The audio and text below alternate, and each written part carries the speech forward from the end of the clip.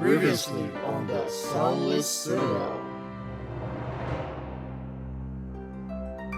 Mortises fall down unconscious from the barrage of frost that just emanates from the little creature. Can I go into the room and take out Mortis's healer's kit and use it? Well, I suppose I'll rest then, but... Thorn, Yes, Elsis? do you want to play a game? It's called Secrets. My question is, has death taken the ones around you, or is death already a part of you? Well, my friend, death has taken everything. And then Methuselah is going to take off their glove and reveal their ethereal hand that kind of tapers off at the wrist, and there is nothing between the hand and kind of the mid-forearm. It's just kind of ghostly. Throughout the vastness of the multiverse, there lies a tavern. As you approach its doors, you catch bubbles of laughter that rise and burst into cheers as colorful groups of travelers find comfort in their bonds. As you head inside, the smile of the tavern keeper greets you. They're an otherworldly being with a bluish, corporeal form. They wear attire befitting of an innkeeper, and they have a large, cloudy nebula for hair, speckled with stars, which gently sways with their movement. Welcome to the Storyteller's Tavern, where stories are served like ale and a seat is open for you at every table. Tonight's special is the Sunless Citadel, an epic adventure of high fantasy with notes of friendship, danger, and most importantly, hope. Will our adventure survive the descent into the dungeon, or is there a darker calamity taking root far from the sun's reach?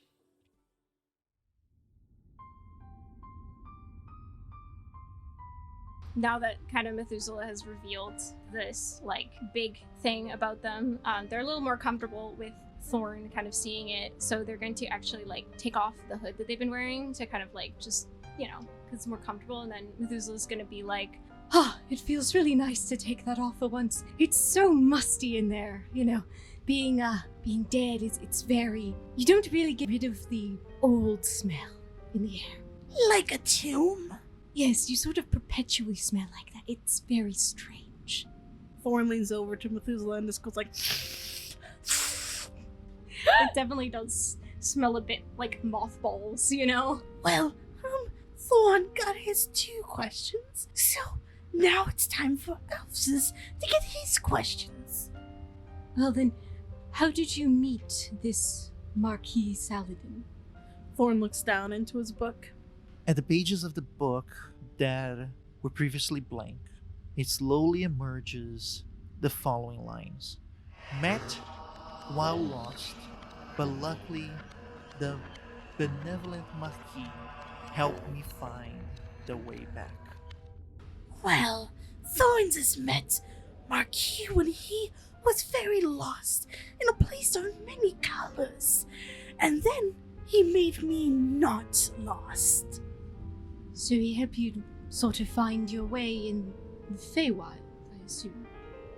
Yes, something to that manner. I see. Well then, I guess my second question is this Marquis kind to you? Do they play nice? Sort of like, how kind Mortis is towards you? Are they the same sort of, kind and benevolence? At the pages you see written, benevolent and kind, it's always a fun time. The Marquis cares for me and always makes sure that happy I am. And if you wish for fun and happiness, the Marquis is always looking for new friends. Oh yes, Marquis is very kind and fun all the time. In fact, if the elves wanted to have fun all the time, Marquis is always wanting new friends. Can I roll an insight check on that? What are you trying to perceive with it? Because I'm asking about like if this Marquis is actually like plays nice with Thorn. Yeah, so I just want to see if like mostly that part is a lie or if it's like being exaggerated. Roll an insight check. Dirty 20. Did Thorn react by saying this statement in some way? I think that Thorn, like the way that he said it maybe sounded like a little exaggerated, a little like over the top, like he was really sort of like trying to sell the idea of the Fae. Thorn's very eccentric anyways, but like it seemed more forced than his usual like shenanigans that he gets up to. Luz is just gonna like look at Thorn and be like, Oh, I see. Well, as long as you're feeling comfortable, I don't really have much experience with Fae, despite, the elven people sort of coming from the Feywild at some point. But as long as, you're safe, this sort of thing. Oh yes, Thorn is safe and happy and has fun all the time. This sort of friend who never, makes you do anything that's mean or things you don't want to do at all. Thorn will look down at his book. All in fun, all is nice. There's nothing that we do not want to do together. There's nothing we wouldn't do together. It's always fun, and Thorns enjoys it very much. building off of like noting Thorn's kind of over exaggerated tone, can I do another insight? Sure, go right ahead. 15. Probably in the same way where he was sort of exaggerating it, just kind of like almost like reading off of a script sort of thing is what he's doing. Well, if it's not too much to ask, may I do a follow-up question in the same sort of way that you asked me? Oh, yes, okay.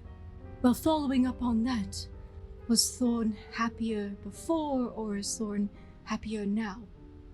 You look at the pages of the book, and in it says, Thorn is always happy, is always safe, with Marquis Saddlin.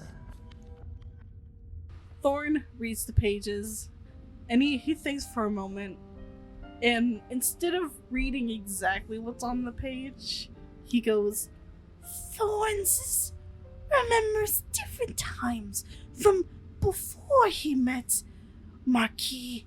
They don't always make sense, but sometimes Thorn misses what used to be, but he cannot remember all the time what it was, and Thorn has lots of fun these days.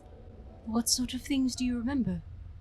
The smile creeps up Thorn's face. And looking inside of the book, they see my questions now. Since I've cast doubt on Thorn, basically just kind of like, trying to like see the cracks in Thorn's answers, could I do a perception to notice Thorn's kind of eyes shifting down to the page? I'll allow it. 21.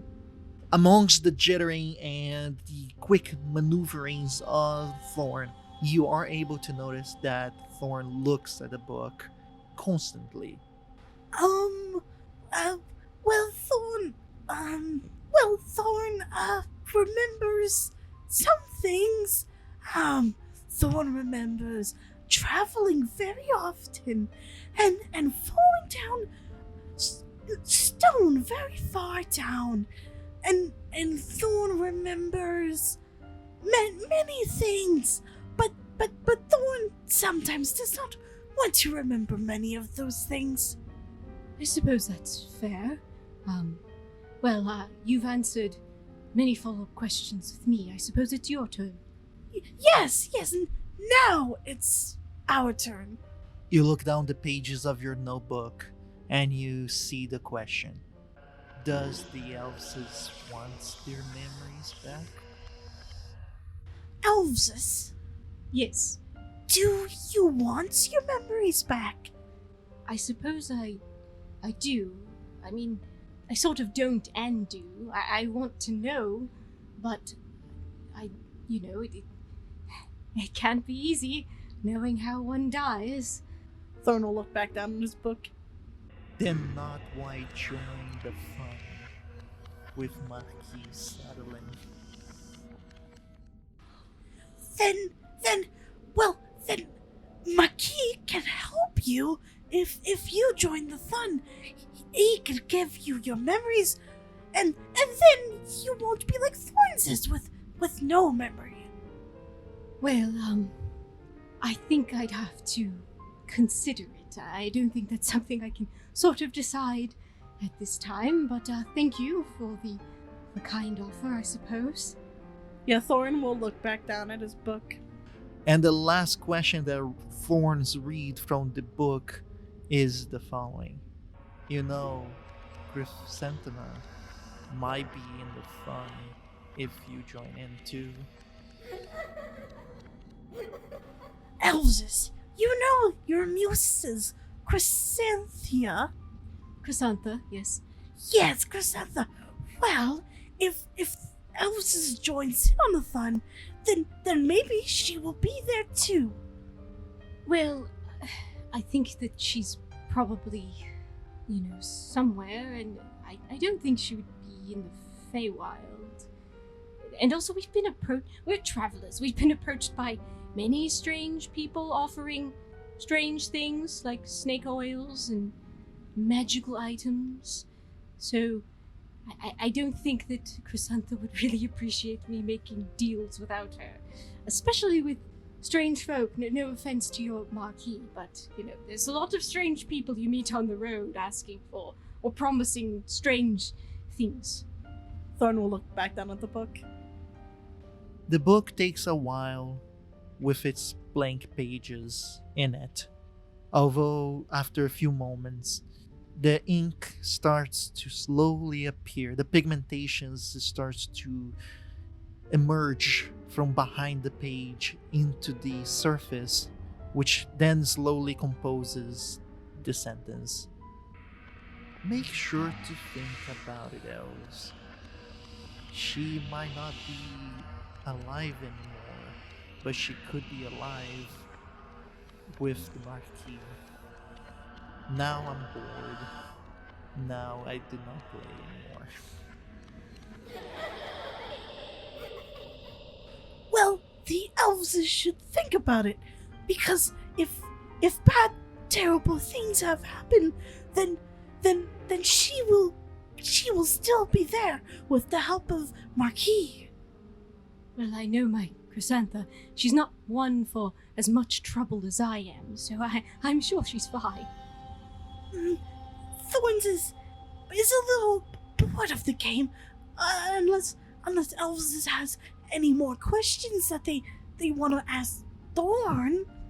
I think for now we've played enough of this game. Yes, Thorns is tired. Then you guys conclude your questions and game of prying into each other's businesses. It's called Secrets. But then, as Thorn goes to their spot near Mortis that is sound asleep, they lay down on the ground, on the surface of the cold stone. And as they're slowly drifting to sleep, they do feel a presence, a warm, comforting presence. And the voice of their father creeps in saying, "You did good, son. Now, just make sure that you are happy and that you can make more friends so you're not alone. You and Marquis can have many friends if you try." And slowly you drift to sleep. But then Methuselah does wake up Seeker. Before I do that, I obviously put the hood back on and my gloves. Valid, and that takes place. Seeker is awoke by Methuselah. And as you guys sit down quietly, making sure to start your watch for the night or for the time of rest, you guys need to do a perception check. 17. 12. The watch is quiet for these first few moments. Everything seems to be still and forgotten within the Sunless Citadel. Methuselah is kind of just like sitting a little bit more quietly than like probably, Seeker's probably seen, more contemplative. Hey Methuselah, how was your watch with Thorn?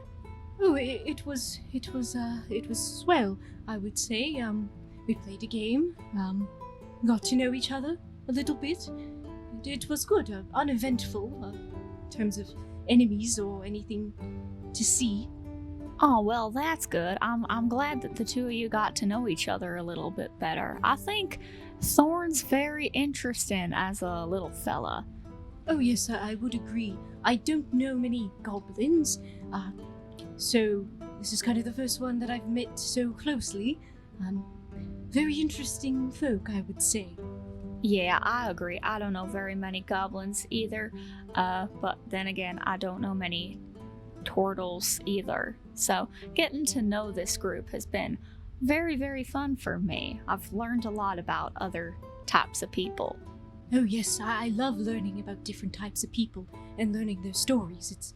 It's one of the great pleasures of traveling. Yeah, and also you're a storyteller, so that gives you even more stories to talk about, getting to know minor, well, I wouldn't necessarily call us heroes, not yet, but folks like Mortis. Mortis is definitely a hero. Look at what he's achieved, and you're a hero, and I think we all have the potential to be heroes, and just knowing that we have a friend who might maybe one day sing a song about us is really nice.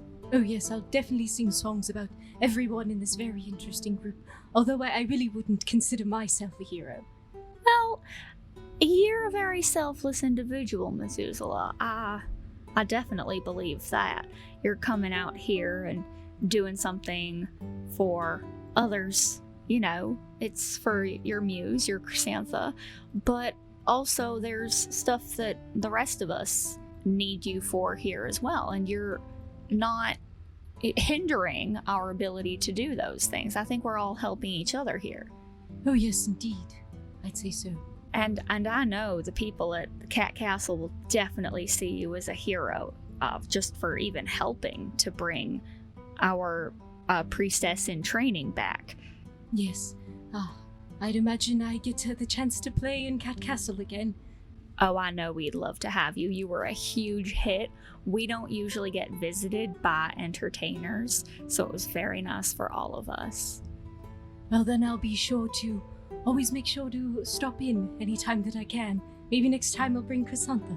That would be lovely. I'd love to meet her. She's had such a impact on you, and I'd like to see the two of you in action together. I think that would be interesting. Oh yes, she'd love Cat Castle in Tom's Rest. It's quite a quaint and wonderful place. It really is, and our tomatoes are top notch. Tomatoes have got to be one of my favorite foods because of how good they are. Now, tell me, Methuselah, I'm curious to learn more about where you're from. I haven't left Tom's Rest very much until now, so... Oh well, I'm from everywhere. I'm technically from Lestry. I was kidnapped by goblins as a child and then rescued by Fool's Fortune, and they sort of raised me, and we traveled all around Century Soul and sort of a bit into Destry, but not really much considering the dragons and all that. Spent a lot of time in the south, in the Golden Plains. That's where Chrysantha is actually from. Oh, well, that's lovely. Well, a lot of tabaxi outside of Tom's Rest do live a very nomadic lifestyle, so I do kind of know a little bit about that sort of thing, but I've never experienced it for myself because I'm quite happy, living in Cat Castle where I have for almost all of my life. Would you ever consider leaving to sort of see the world for a bit of time? Well, I suppose it would have to depend on how long I would be gone for. Just because most of us who live in Cat Castle don't tend to leave for extended periods of time unless we're going out to do something very specific. Like in this instance, going to rescue our priestess in training, Faith. And so if I found a way to make it that I was going on, say, an educational trip so I could help the young tabaxi learn more about the world around us, I think that that would be really interesting, because then I'd have more of a reason for traveling. But I do think that the world outside of Tom's Rest could be very educational for all of us. Oh yes, it's beautiful. The world outside is so full of wonders, and there's stories everywhere to sort of collect. Yeah, I always think it's really interesting because it's kind of a tabaxi custom, sorta, to take a pilgrimage to Tom's Rest, and a lot of times we'll have the folks who visit kind of speak to some of the younger tabaxi and tell them about their travels and their journeys and where they come from, just to give them more of an appreciation for the world outside of our quaint little village. Well, that's good. It is also very important to be aware of the dangers that are out there. Oh, absolutely, yes. Even though we're very safe where we are, it's not that we don't travel because we don't want to be in danger. You can't really have a perfectly safe world. I suppose that would be unattainable, and it would also make us very unprepared in case something bad did happen if we lived in a bubble of safety. Oh yes, I agree. You see, the way that Chrysantha sort of came to Fool's fortune was actually because her village was actually destroyed by a herd of centaur. The village failed to pay proper tribute to their horde, so they sort of went and destroyed the entire place, and Chrysantha was unfortunately, the only survivor. Oh, well, yeah. Growing up in Tom's Rest, we learned a little bit about the Centaurian Empire and all the things that they did. We always counted our blessings back home because, we had never experienced anything like that where we were, because Tom's Rest hadn't, been founded yet. So we were very lucky, and I don't know what that must have been like for Chrysantha dealing with, the brutality of the Empire, Well, she was a child at the time, and Chrysantha's always been a sort of glass half full kind of person, to be honest. So much so that our soul blossom tree is actually in the remnants of that village. Oh, well, I think that's simply lovely to, put your roots essentially as a duo down in a place that I suppose really led to the two of you meeting, the treachery that happened there. Yes, it's sort of a way of bringing new life to a place of death. I'm just curious. You don't have to answer this if you don't want to. Is Chrysantha an elf like you? Oh no, she's a halfling. She's a halfling. Well, that's very interesting. We adore halflings in Tom's Rest, because our founder had 2 halfling dads. Knowing how long the average halfling lifespan is, can Seeker do a roll to not necessarily see if Methuselah is being deceptive, but just if something is off? For what you're asking, I believe either an intelligence or investigation roll, because you're basically taking the pieces of information that Methuselah has been saying and trying to draw the conclusion based on those results, independently if Methuselah is being truthful or not. But if you want to check insight to see with that, if he's being truthful or not, you can too. So we'll start with insight. Natural 20. I can say it. Methuselah believes in everything that he's saying. He's being honest in all the statements he has been saying. I just think your story is so beautiful, Methuselah. Let's not maybe dwell on me anymore. I'm not too fond of sort of talking about myself in length. Maybe we could talk more about Faith, if you don't mind. All right. I suppose we could do that, yeah. You two were friends, correct? Yes, we are friends. And you two, I assume, are quite close then. Oh, really close. We've known each other her entire life. She's a couple years younger than me, but I've been living in the temple as long as she's been alive. So you two met in the temple then? Yes, we did meet in the temple. Are there any rules in this sort of your religion against any sort of romance? Well, there's nothing really against romance within the temple. It happens from time to time, but usually, the priestesses in training and the priests in training don't usually engage in that sort of behavior. It's not forbidden, it's just, they don't really have the time to dedicate themselves to another being. Oh, pity. I suppose I could never be a priest then. No, probably not, but Faith is very dedicated, and I truly admire that about her. She's very, very strong. I see. So you and her are together in any sort of way?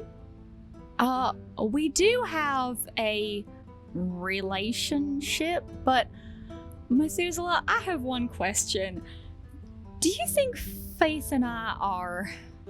Were you inquiring if we have a romantic relationship? Well, I don't want to assume, which is why I asked. Our relationship isn't romantic. We're just... Seeker's gonna pause for a moment. Methuselah, if I told you this, would you keep it from the others? I don't know if I'm ready for them to know this yet. Oh, sure. I'm great at keeping secrets. Faith is my younger sister. Oh, I see. So that sort of relationship. Yes, familial. If it's not so much to ask, why do you want to keep such a thing secret? I'm worried that when we find her, if people know and she's not in the best state, or if the worst has happened, I don't want them to think that I'm going to be compromised. In what sort of way?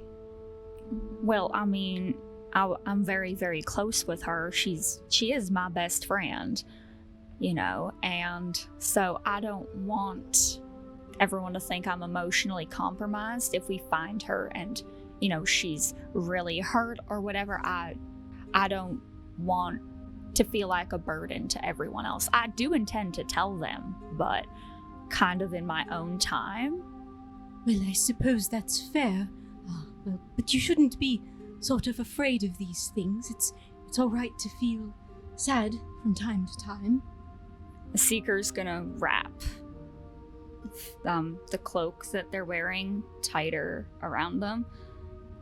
Yeah, I really just want my baby sister back, and that's why I brought her blanket. She's had that blanket since she was a little baby tabaxi, and one of the clerics in the temple actually made it for her, and so it's very special, and I know it brings her a lot of comfort, and so that's why I brought it, because it's my duty to take care of her, and I feel like her going missing, all of this happening to her, is somehow my fault. Like maybe I should have been there with her, and so it means a lot that y'all are here. I'm not here for the monetary award. I intend to give that to the rest of you. I just want my sister back.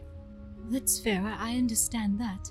I sort of understand how heartbreaking it can feel to be separated from those that you love and be uncertain of, their sort of state. I know you understand, Methuselah, and that's why I feel comfortable sharing this with you. And I'll probably tell the others, tomorrow if we have time. But if not, I will definitely bring it up to them, because you're right, I shouldn't have to hide it.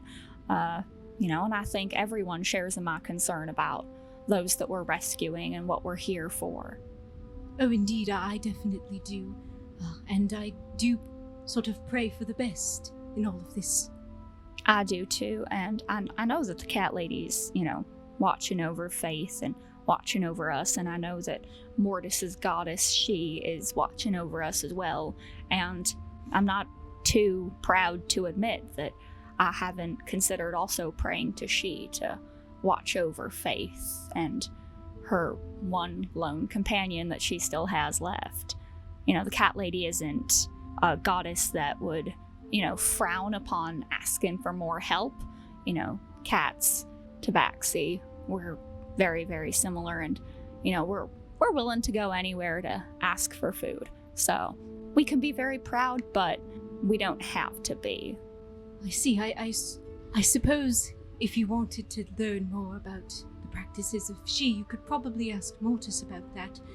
But I do think that from what you've said about Faith, she seems quite strong and heroic, so I'm sure that she's doing well down here, and no matter what has happened, I'm sure she's weathered what has come.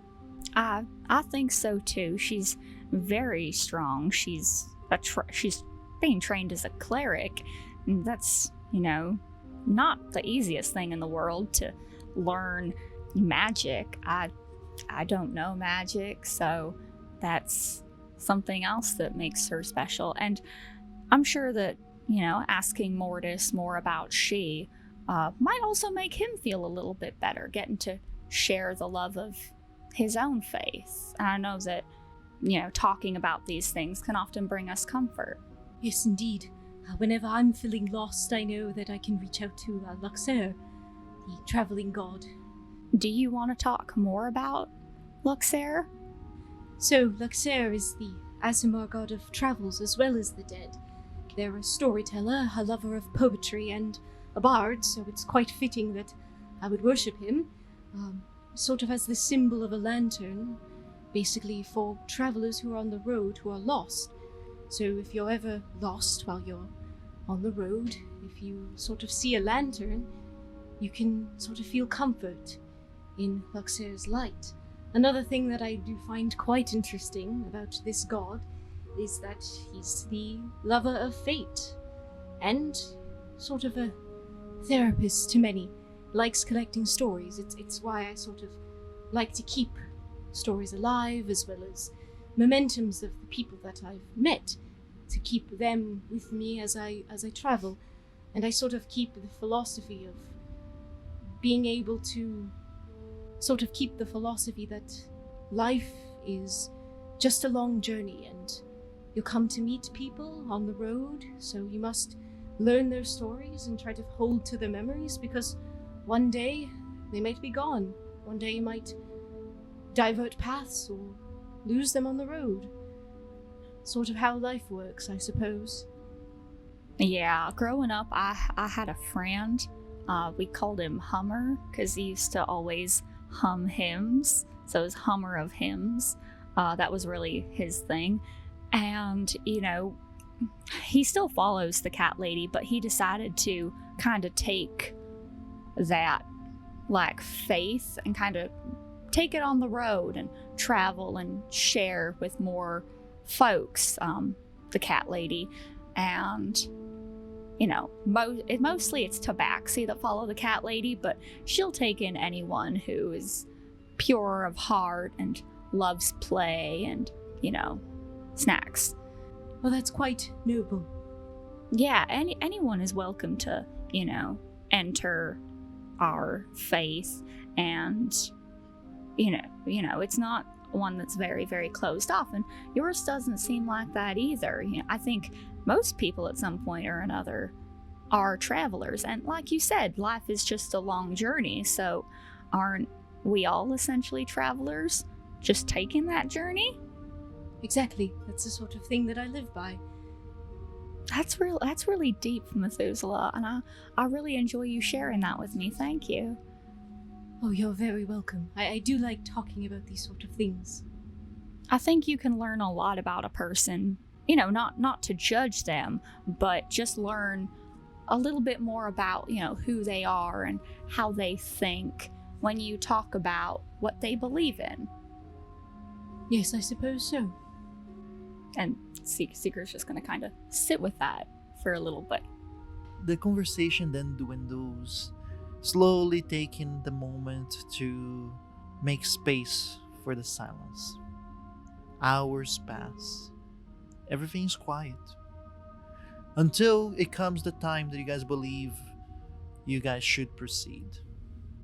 Slowly, everybody starts to wake up. And with that, what do you guys do? I think Thorn's gonna check up on Mortis and make sure he's okay. Mortis just opens his eyes. Thorn is just standing on his chest. Literally like a cat. Good. Well, I suppose it's not morning. We can't really tell, but good day to you, Thorn. How are you doing? Thorns is fine. How's his turtles doing? Feeling right as rain. Nothing like a good long rest to rejuvenate all of our senses. You can say that again. Yes, Thorns agrees. It was a nice rest, very calm. Mortis is gonna kind of like pick up Thorn and put him down and just sort of roll over and get up. Not to be a bother, but could someone get a light? I can't exactly see. Yeah, Thorn will rummage through his bag and take out his tinderbox to light the torch that he has on hand.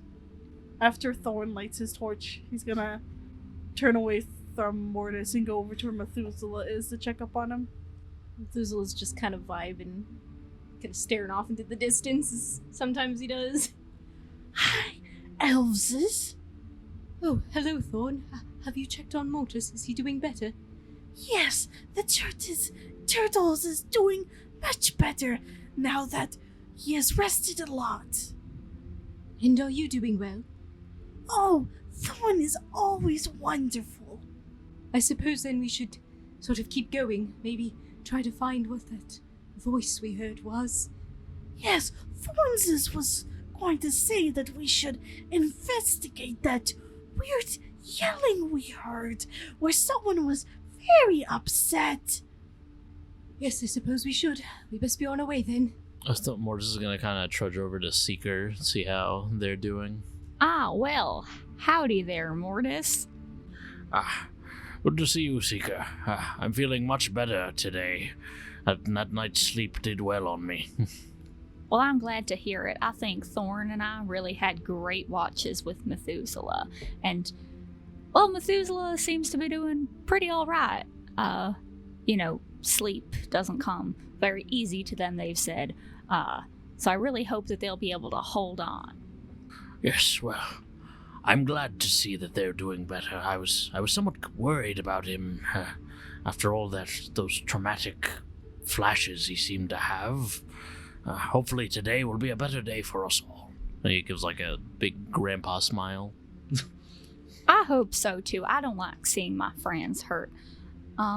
Well, while we're walking, do you want to walk together? I want to talk to you about a few things. Oh, of course. Lead the way. They're just gonna kind of walk together. Seeker's gonna slow down a little bit because, they have the exact same speed, but Mortis is an old man with probably shorter legs than Seeker, so it takes him a little bit longer. And Seeker's a cat, so You don't have to be nice about it. My dexterity is 8. it's true. With that, you guys enter the same hallway that you guys previously fought in. The skeletons, to which their remains are still cluttering the ground, and also the 2 doors in the far end, where one led to where the Mephits were imprisoned within. Now, the only door that remains to be opened and to be explored is the one in the far end. You guys make your way towards that, and different from the last time you guys were here, there's no sound truly coming out from the other end. Not the same way. Mortis and Seeker, ahead of the group, make their way all the way to the door, and as they are about to place their hands to open the door, something is there. Your very instincts stops you on your track. a split second happens of doubt when a storm takes place all around you. A storm of rustling wings and furry small creatures that encircles you with desperation and ferocity of cornered animals as this swarm of bats just encircles you guys. From a crack on the ceiling that it was not noticeable earlier. Now everybody roll for initiative.